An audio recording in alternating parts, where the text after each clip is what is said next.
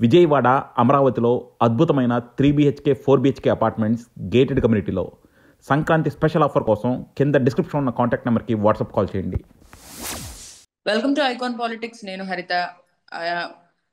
కూటమి ప్రభుత్వం ఏర్పడిన దగ్గర నుంచి లాస్ట్ గవర్నమెంట్ లో జరిగిన అరాచకాలని బయట పెడుతూ రకరకాలుగా వ్యాఖ్యానాలు మాత్రమే వచ్చినప్పటికీ కూడా నిన్న చంద్రబాబు నాయుడు గారు ఒక మీడియా సమావేశంలో మాట్లాడుతూ ట్రిబ్యునల్ ని ఏర్పాటు చేస్తామని చెప్పి స్పష్టం చేశారు.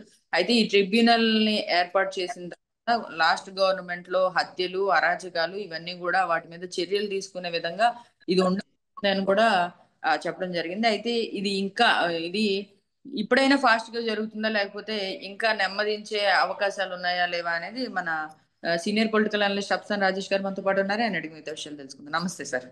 నమస్తే సార్. ఈ ట్రిబ్యునల్ ఏర్పాటు అనేది ఎప్పుడో జరగాల్సింది. అయితే కొంత ఇప్పుడు 8 నెలల తర్వాత జరిగింది. అయితే ఇప్పటికైనా ఓకే, 8 నెలలు అయినా కూడా ఇప్పటికైనా ఈ నిర్ణయం తీసుకున్నందుకు కొంతవరకు సంతోషకరమైన వాతావరణం అని చెప్పాలి. అయితే లాస్ట్ గవర్నమెంట్ లో జరిగిన హత్యలు, అరాచకాలు ఈ నేపథ్యంలో ముందు వివేకానంద రెడ్డి గారి హత్య నారాసుర రక్త చరిత్ర అని చెప్పేప్పట్లో చంద్రబాబు నాయుడు గారి మీద కథనాలు ప్రచురించారు. మరి దాంతో మొదలవుతాయా అని అనుకోవచ్చు అంటారా? వాస్తవంగా ఎన్డీఏ కూటమి విజయం సాధించిన మర్నాటి నుంచి కూడా ఎన్డీఏ పక్షాలకు సంబంధించిన కార్యకర్తలు జగన్మోహన్ రెడ్డి గారి పరిపాలన హయాంలో వివక్షకు గురయ్యారు. జగన్మోహన్ రెడ్డి గారి కక్ష సాధింపు చర్యలకు బలైన వాళ్ళు ఉన్నారు. తప్పుడు కేసుల్లో అన్యాయంగా కోర్టుల పాలు, జైలు పాలు అయిన వాళ్ళు ఉన్నారు. ఆర్థిక మూలాలు దెబ్బతిన వాళ్ళు ఉన్నారు. దాడులు, దౌర్జన్యానికి గురైన వాళ్ళు ఉన్నారు. కళ్ళ ముందు స్పష్టమైన అవినీతి జరుగుతున్న దాని గురించి గొంతెత్తి ప్రశ్నిస్తే అన్యాయంగా కేసులు పాలు చేసి అరెస్టులకు గురైన వాళ్ళు ఉన్నారు. ఇలా బాధితులుగా మారిన చాలా మంది అధికార పార్టీకి సంబంధించిన కార్యకర్తలు, శ్రేణులు కూడా తమని ఇంతగా కష్టాలు పాలు చేసి ఇబ్బందులు పెట్టిన జగన్మోహన్ రెడ్డి గారి పార్టీని, జగన్మోహన్ రెడ్డి గారి నాయకుల్ని ఆ ప్రభుత్వంలో భాగస్వాములుగా ఉండి ఆ ప్రభుత్వంలో అధికారాన్ని చెలాయించి ప్రకృతి వనరులను అడ్డగోలుగా దోచుకున్న వాళ్ళు, దాడులు, దౌర్జన్యాలు పాల్పడ్డ వాళ్ళందరి మీద కూడా నిర్దిష్టమైన సమాచారంతో విచారణ జరపాలి అని చెప్పని రకరకాల వేదికల నుంచి డిమాండ్ చేస్తూ వస్తున్నారు. ముఖ్యంగా సోషల్ మీడియా వేదికగా ప్రభుత్వం మీద ఒత్తిడి పెంచే ప్రయత్నం చేస్తూ వస్తున్నారు.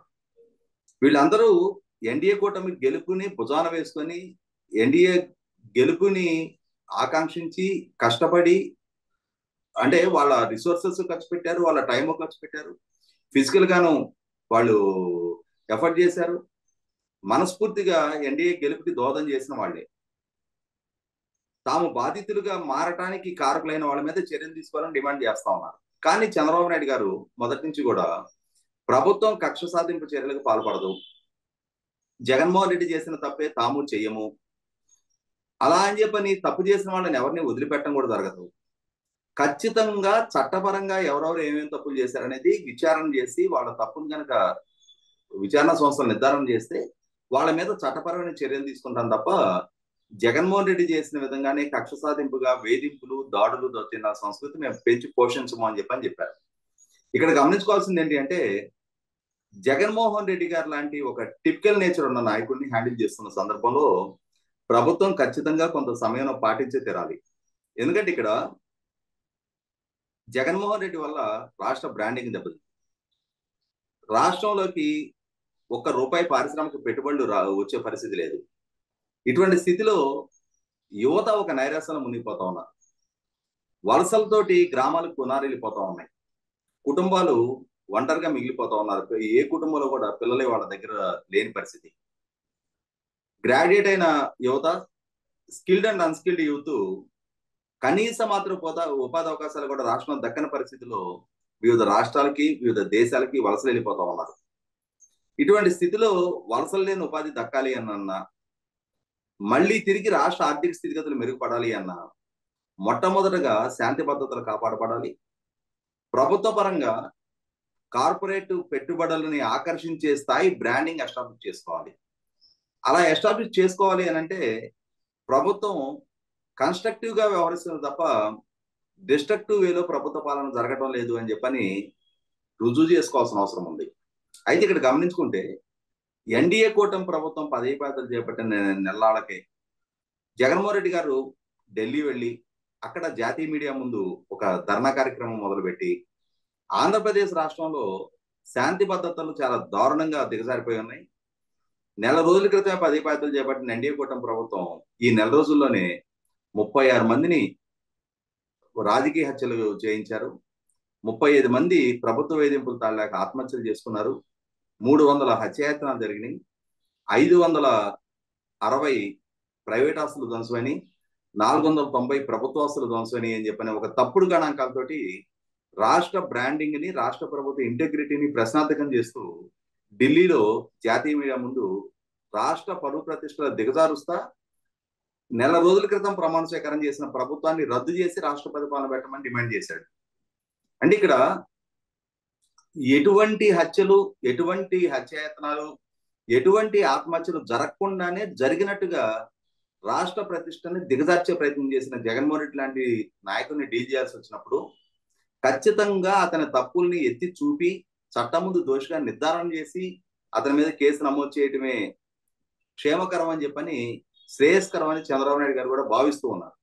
అంతే తప్ప జగన్మోహన్ రెడ్డిని రాంగ్ గా హ్యాండిల్ చేసి అతని చేతిలో ఉన్న మీడియాకి, అతనికి అనుకూలంగా ఉండే మీడియాకి రాష్ట్ర ప్రతిష్టను దిగజార్చే అవకాశం కల్పించకూడదు అనేది చంద్రబాబు నాయుడు గారి వ్యూహం.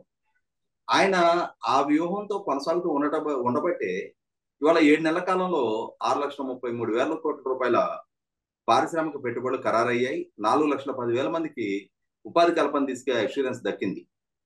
కాబట్టి అదే సందర్భంలో శ్రేణుల నుంచి కూడా విపరీతమైన డిమాండ్ వస్తూ ఉంది. నిన్నటి వరకు మమ్మల్ని వేధించిన వాళ్ళు ఇప్పటికీ స్వేచ్ఛగా తిరుగుతూనే ఉన్నారు, ప్రభుత్వ పరంగా మీరు ఉదాసీనత ప్రదర్శిస్తా ఉన్నారు అని చెప్పని తమ సొంత పార్టీ శ్రేణి నుంచి ఎదురవుతున్న ఒత్తిడిని కూడా అడ్రస్ చేయాల్సిన బాధ్యత పార్టీ నాయకుడిగా చంద్రబాబు నాయుడు గారి మీద ఉంటుంది. కాబట్టి ఆయన స్పష్టమైన సాక్ష్యాధారాలు సేకరించి ట్రిబ్యునల్స్ ద్వారా కేసులు విచారణ జరగాలి. రెగ్యులర్ పోలీసింగ్, రెగ్యులర్ కోర్టుల్లో విచారణ ఎన్ని సంవత్సరాల కాలం తీసుకుంటుంది అనేది వివేకానంద రెడ్డి గారి హత్య కేసు నిర్ధారణ చేస్తా ఉంది. జగన్మోహన్ రెడ్డి గారి మీద నమోదైన అక్రమాస్తుల కేసులు కూడా సంవత్సరాల తరబడి ఒక లాజికల్ కంక్లూజన్కి రాని స్థితి మనం చూస్తూ ఉన్నాం. ఇటువంటి పరిస్థితుల్లో 100కి 100 కేసులు విచారణ వేగవంతం కావాలి.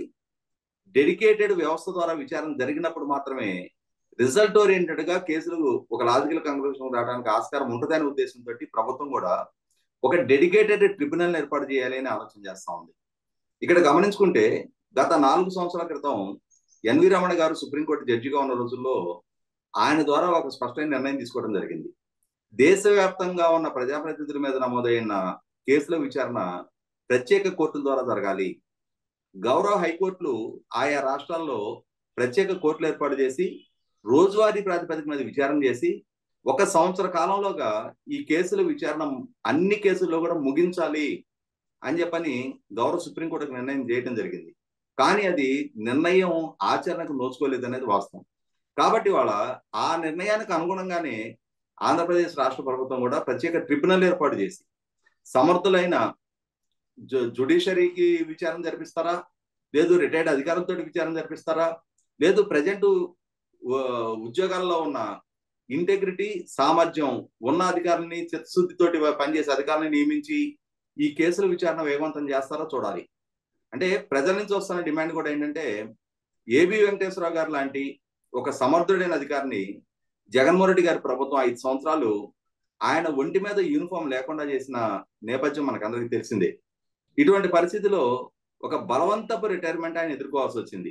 అంటే ఆయన సర్వీస్ లో 5 సంవత్సరాల కీలకమైన సమయం ఎటువంటి ఉద్యోగ బాధ్యతలు నిర్వహించకుండానే జగన్మోహన్ రెడ్డి గారి చేత అన్యాయంగా రిటైర్మెంట్ చేయించబడ్డ అధికారి కళ్ళ ముందు ఉన్నారు. అటువంటి సమర్థుడైన అధికారిని ఇటువంటి ట్రిబ్యునల్ బాధ్యతలు అటువంటి అధికారి చేతికి అప్పజెప్తే ఇవాళ వారికి ఉన్న అనుభవం, పరిజ్ఞానంతో విచారణ చాలా వేగంగా పూర్తి చేయడానికి ఆస్కారం ఉంటుంది.